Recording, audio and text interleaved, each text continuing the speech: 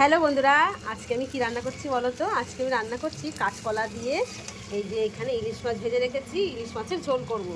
তো এখানে আমি রাঁধুনি কাঁচা লঙ্কা ফোড়ন দিয়ে লবণ হলুদ দিয়ে কাঁচকলাটাকে ভালো করে ভেজে নিয়েছি।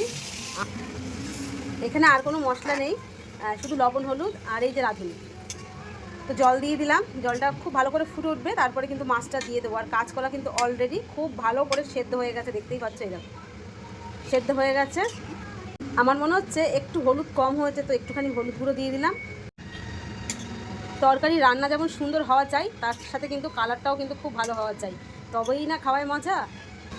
ঝোলটা খুব ভালো করে ফুটে গেছে, এখন দিয়ে দেবো মাছগুলো। মাছগুলো কিন্তু আমি খুব বেশি কড়া ভাজিনি, ঝোলে আমার একটু মাছ কম হয়ে গেল, কারণ আমরা সকালবেলা সবাই ভাজা খেয়েছি। ইলিশ মাছ দেখলে একটু ভাজা খেতে ইচ্ছা করে, তো ভাবলাম আগে তো ভাজা খাই, পরে ঝোলে দেখা যাবে। তো সেই হয়েছে অবস্থা। তো সবার হয়ে যাবে অবশ্য, আমাকে মাছ না দিলেও হবে, আমাকে কাঁচকলা আর ঝোল দিলে আমি তাতেই খুশি। আর আমি কাঁচকলা খেতে খুব ভালোবাসি।